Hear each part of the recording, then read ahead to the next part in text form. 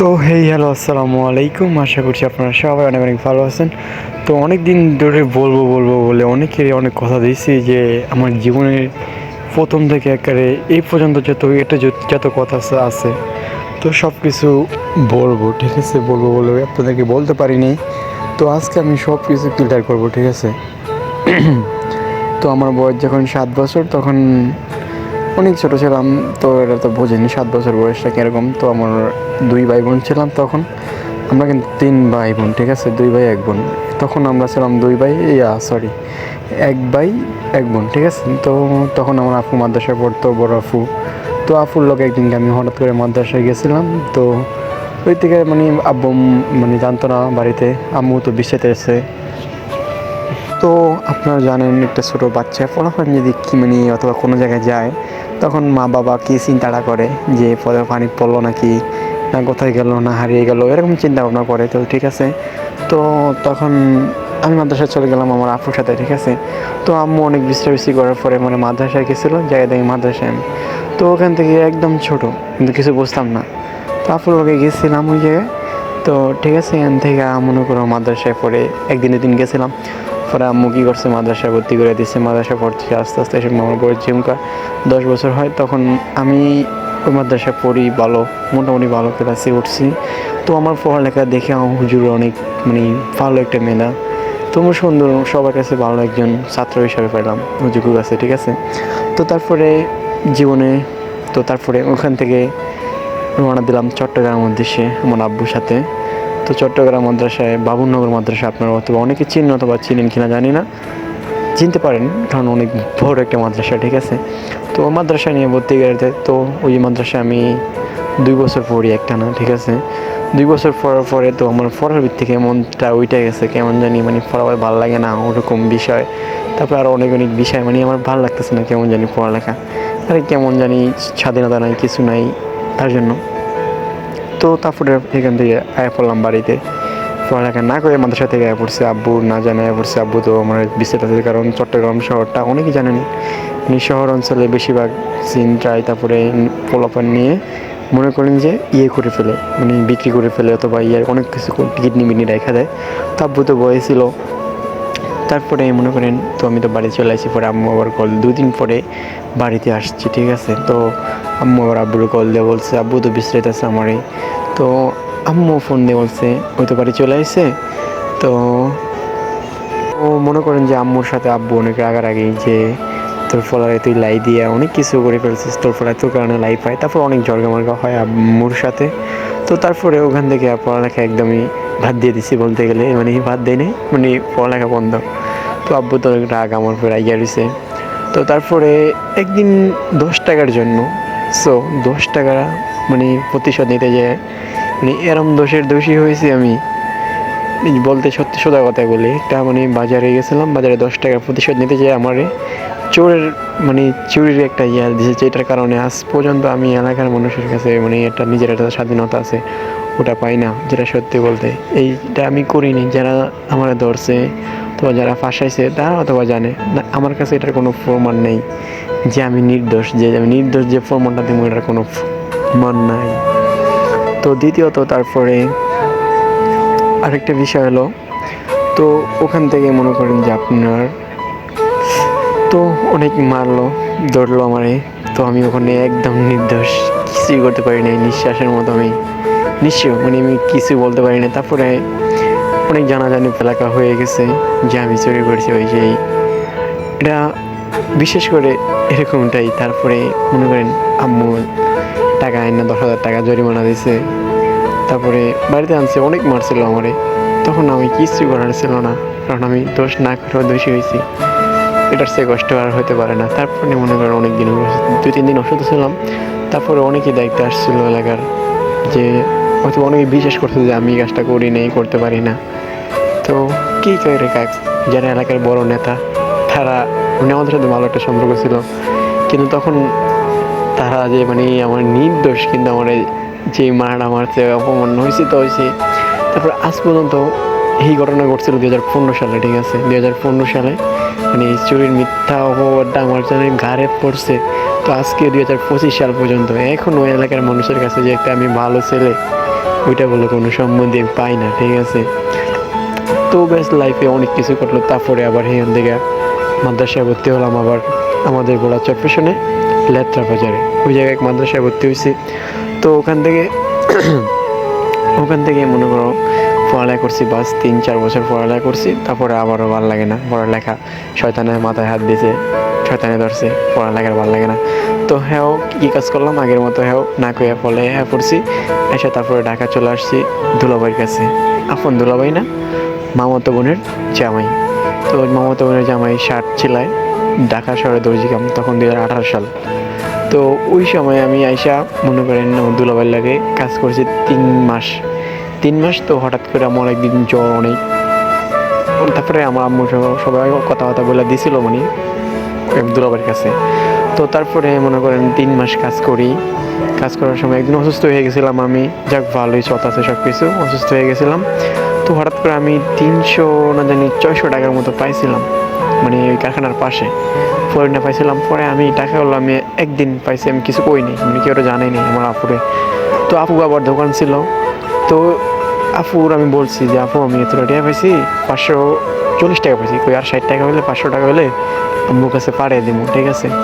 তো তখনও একই অপবাদ যে আমি তাদের দোকান থেকে টাকা চুরি করছি, কিন্তু এটা সত্যি আমি বলতে পারবো যে আমি এটা করিনি, আমি টাকাগুলো পাইছি।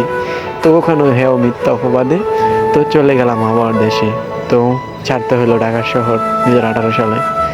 তো তারপরে সব কিছু ছেড়ে দিলাম, গেলাম দেশে, যে 1 বছর ঘুরে ফিরে খাইলাম বেলাম। তারপরে যেমনি মন চাইছে এমনি চলছি। আবার চরফেশনে এক দোকান, আমাদের বলা চরফেশনে এক দোকানে হলুদ মরিচ ভাঙাইছি সেই মিশিং আমার দোকানে কাজ করছিলাম 1 বছর। তো ওই জায়গায় আমার বেতন ফার্স্টে ধরছিল 1500 টাকা, ঠিক আছে। তো 1500 টাকা বেতন ধরছে। তো ওই জায়গায় বাস কাম করছি 2 বছর কাম করে মনে করেন যে ইয়ে করছিলাম। তো বেতন বাড়াইছে মাত্র 500 টাকা, 2000 টাকা বেতন হয়েছে। তো বলেন কি অবস্থা, 2 বছরে 2000 টাকা বেতন হয়েছে। তো ওই জায়গায় ভালো লাগে না, চলে আসলাম আবার ঢাকা এসে আবার ওই ট্রাউজারের কাম, মানে ফ্রেন্ডের কামে যোগ দিলাম। 2 বছরের কাজ শিখলাম, 2 বছরের কাজ শিখছি। তারপরে অনেক কিছু করছি নিজে।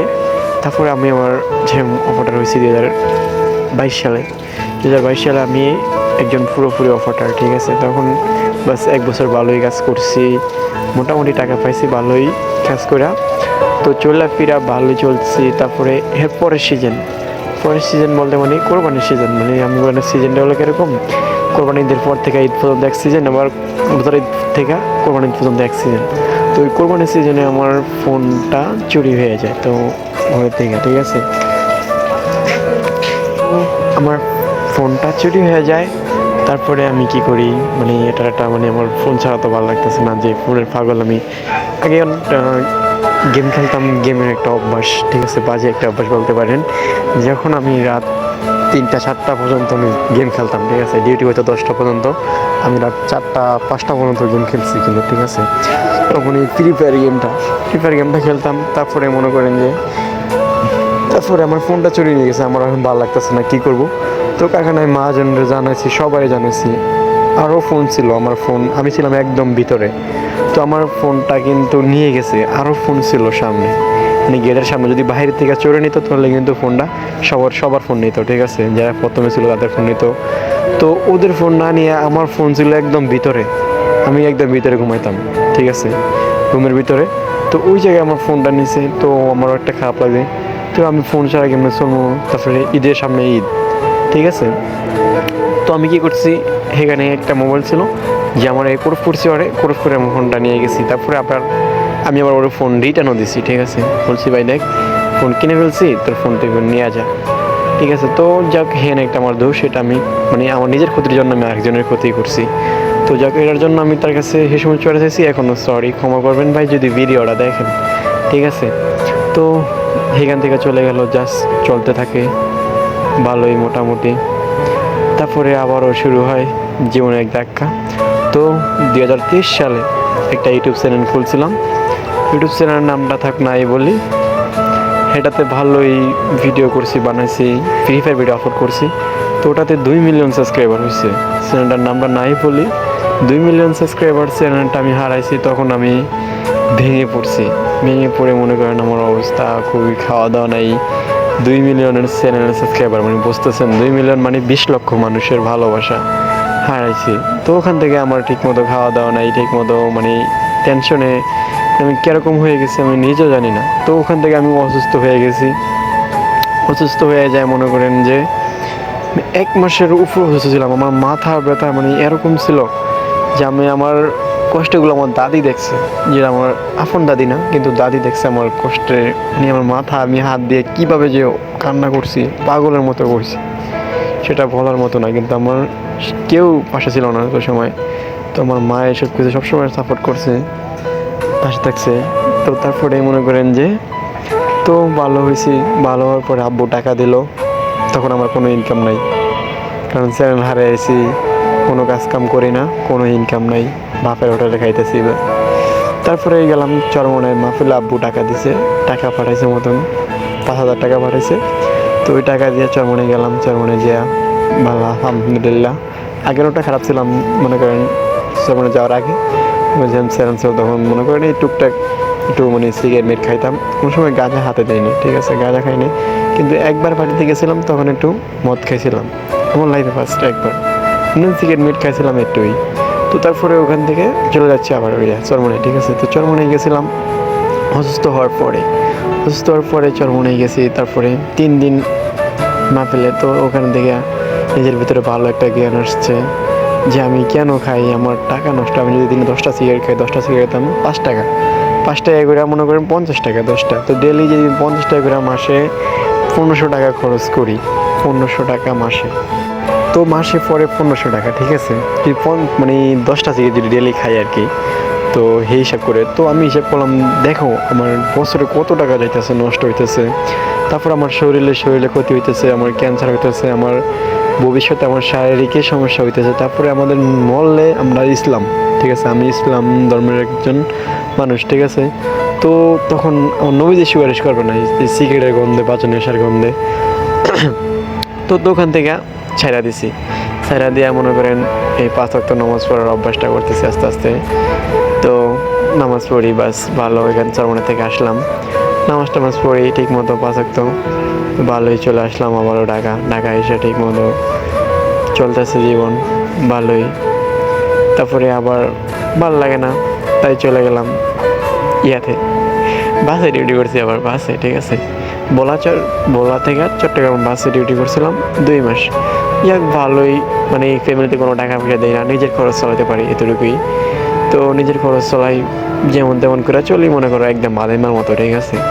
বাদাইমার মতো চলে জীবন, যেমনি মতো চলছে গাড়ি, যাত্রা বাড়ি মনে করেন বিষয়টা এমনই, ঠিক আছে।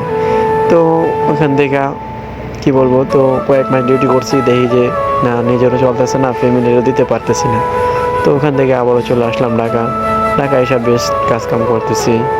তো আমার জীবনে একটা কথা আবারও কই, সত্যি বলতে, যে আমি কোনো রিলেশন কখনো জড়াই নেই, ঠিক আছে।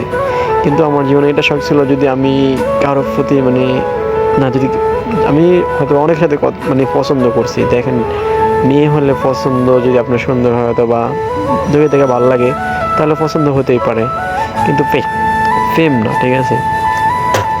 তো প্রেম না, কিন্তু আমার পছন্দ হয়েছে অনেকেরই, কিন্তু সামনে জায়গায় ওরা বলতে পারিনি, ঠিক আছে। তো আমার আবার এইটার ইচ্ছা ছিল যে যদি কেউ আমার সাথে কথা বলে আমিও বলবো, কিন্তু ভালোবাসবো না। যদি সে আমার আগে থেকে ভালোবাসে, যদি আমার সে পাওয়ার অনুভবটা দেয়, তাহলে আমি তার জন্য পাগল হব। কিন্তু কেউ আমার এমনটা করে নেই, ঠিক আছে। তো তারপরে যাক, লাইফে অনেক কিছু, তারপরে আমি এমন একটু মেয়েদেরকে ইগনোর করে দিই, মানে মেয়েদের থেকে দূরে চলি, ঠিক আছে, দূরে চলি। তো তারপরে মনে করেন 2024-এর লাস্ট দিয়ে ডিসেম্বর মাসে, তো হঠাৎ করে একটা ইমো গ্রুপে আমার মনটা অনেক খারাপ ছিল, দিনকে গ্রুপে গেছিলাম। গ্রুপে চাই মানে বললাম আর কি, যদি তোমরা কেউ গেম খেলো তাহলে আমার সাথে খেলতে পারো। তখন একটা মেয়ে, ঠিক আছে, মেয়ে বলে হ্যাঁ আমি খেলবো আপনার সাথে ফ্রেন্ড হিসাবে। তো পরে ওখানে আমি পার্সোনালি নক দেই, আমি দিনে ও দিছিল। তো আমি বলছি যদি খেলেন তাহলে আমার পার্সোনালি নক দেন, আমি বলছিলাম। তো নক দিয়েছিল, তারপরে কথা হয়েছে আস্তে আস্তে ফ্রেন্ড হিসাবে। 2-1 দিন কথা বলতে আমি সত্যি বলতে যে ফ্রেন্ড হয় না, এতে মানে ফ্রেন্ডটা অনুভব ছিল, ঠিক আছে, যে মানে ওই মেয়েটার কণ্ঠ শুনে আমি পাগল হয়েছিলাম, ঠিক আছে। তো কণ্ঠ শুনে আমার খুব পছন্দ হয়েছে, যে একটা মানুষের এত কণ্ঠ সুন্দর হতে পারে বলার মতো না। তো তারপরে ওখান থেকে মনে করেন ওই মানুষটার মায়া পড়ে গেলাম। দেখিও নাই, কিন্তু আমি কিন্তু দেখি নাই যে কি সুন্দর নাকি চেহারা কেমন, ভালো না বিবাহিত না অবিবাহিত, আমি কিছু দেখি নাই, ঠিক আছে। ওই কণ্ঠ নিয়ে পাগল হয়েছি। তো পরে আমি ফ্রেন্ডশিপ করলাম, ফ্রেন্ডশিপ করে কয়েকদিন আস্তে আস্তে কথা বলতে বলতে তারপরে বলে, দেখেন আপনি একটা ফিক দেন। আমি কিন্তু তুমি করে কই নাই সিমকা, আপনি আপনি করে কই, হ্যাঁ আমার আপনি কই, আমি আপনি আপনি করে কই, ঠিক আছে। তো আপনি আপনি করে বলতে বলতে কই আপনি একটা ফিক দেন। সে আবার বলে যদি আপনি ফিক টিক করেন ছেড়ে দেন। আমি বলছি না, বিশ্বাস করতে পারেন স্যার মনে। তো পরে কয় আগে আপনারটা দেন, তারপরে আমারটা ফিক দিলাম, তারপরে হ্যাঁ দিলেছে। তো যাক এখান থেকে মনে করেন ফিক দেখে যাক মোটামুটি পছন্দ হচ্ছে, যাক ভালো একটা বই হিসাবে, ঠিক আছে। অন্যদিক দিয়ে বই হিসাবে পারফেক্ট, ঠিক আছে, সুন্দর হোক বা না হোক, কিন্তু মানে মানানোর মতো একজন পারফেক্ট বউ, ঠিক আছে। তো তারপরে ওখান থেকে মনে করো যে ইয়ে হয়েছে। তো আস্তে আস্তে আমি ওর প্রতি মানে আসক্ত হইতে পারতেছি, যে আমার জীবনের শখ ছিল এটা, যে যদি আমার কেউ ভালোবাসে আমি তার পাগলের মতো ভালোবাসবো, কিন্তু সে আমার কোনো কিছু এসে বলতো না। কিন্তু আমি আসলে তার জন্য অনেকটা পাগল হয়ে যাই, যে কতটা ভালোবাসি বলার মতো না। কিন্তু তার ছাড়া মানে তার সাথে কথা বলতে বলতে আমি তার অনেকবার বলছি, অনেকবার তার জন্য কান্নাও করছি, মানে তার কষ্টের কথাগুলো শুনি না, অনেক কথাগুলো না বলি ওর কষ্টের কথাগুলো। তো কষ্টের কথাগুলো শুনি না আমার কান্না এসে, তারপরে শুনছি ও আবার বাইরে যাবে। তো ওখান থেকে শুনি না আমার মানে যে কান্না করছে আমার জীবনে মনে হয় আমি তো কান্না করি না, এত কষ্ট পাইছি আমার জীবনে কখনো এত কান্না করিনি, কিন্তু ওই কথাটা শুনে আমার কান্না আসে।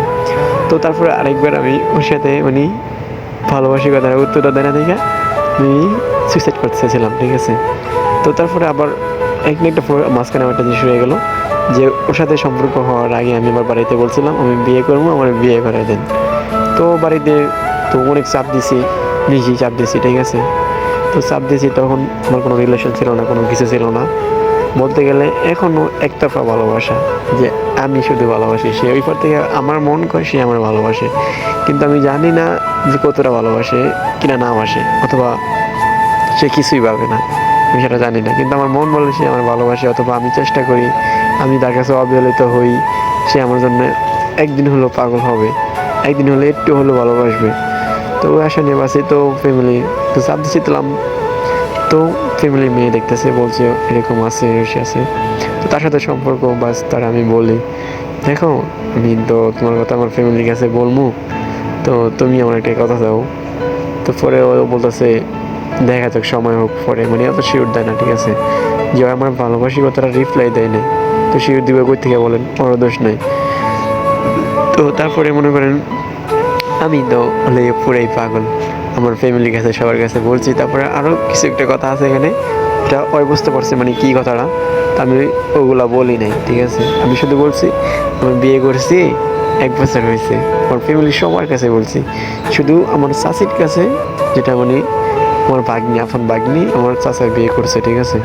তো ওই ভাগ্নির কাছে আমি শুধু অনেকটা সত্যি কথা বলছি, আর একটা কথা বলি না, শুধু একটা সত্যি কথা বলছি, এটা কেউর কাছে বলি না। তুই কথাটা বলছি, তো ও কাকি ওর পছন্দ করছে, দেখ ছাইরা যাইস না, ঠিক আছে। তো ওরে ভালোবাস, মন থেকে ভালোবাসিস, মামা কখন কষ্ট দিস না, ওর জীবনে অনেক কষ্ট মেয়েটার, আমার ভাগ্নি মানে আমার চাচি বলতেছে মেয়েটার জীবনে অনেক কষ্ট, ওরা তুই ছাইরা দিস না। তো আমি কিন্তু ওর ভালোই বাসি, রিয়েলি ভালোবাসি, ওই কিন্তু আমার অনেক বলে না যে ভালোবাসি, অথবা আমার রিপ্লাই দেয় না। আমি অনেকবার বেহায়ার মতো মানে ওর মতো পাগল, এখনও পাগল। তো তারপর অনেক ঝগড়াঝাড়ির পরে আমি বলি আর কথা বলবো না, ওই সেই আর ডিস্টার্ব করবো না। তারপরে আবারও বারে বারে মনে করেন বেহায়া নির্লজ্জের মতো আবারও যাই, আমি ডিস্টার্ব করি, আমি তার কাছে বেহায়ার মতো নত হই।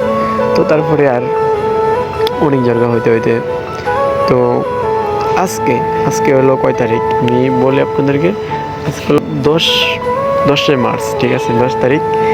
তো আজকে রাত্রে একটু ঝগড়া হয়েছিল, মানে বলতে আমার শরীরটা অনেক খারাপ ছিল। তো সারাদিন শুধু একবার কথা বলছিল, তো তো মনে করেন যে আমার শরীরটা অনেক খারাপ, তো আমি একটু ওর সাথে কথা বলবো, যে আমার একটু প্রায়োরিটি দিব, একটু আমার সাপোর্ট দিব, যে আমার শরীরটা অনেক খারাপ, মাথা ব্যথা, তো প্রায়োরিটি দিব। কিন্তু হয় আমার কাছে আরও জারি, যে বলতেছে আমি গেম খেলবো। তো পরে আমি বললাম কই আমার থেকে গেম বেশি নাকি আমি বেশি, কয় গেম বেশি। তো পরে আমি আবার বললাম তাহলে গেম খেলো। তো ওকে আচ্ছা ঠিক আছে রাখি, তাহলে গেম খেলি। তো গেম খেলতেছে, পরে আমি আবার রাগ করে লগে ফোন দেই নেই।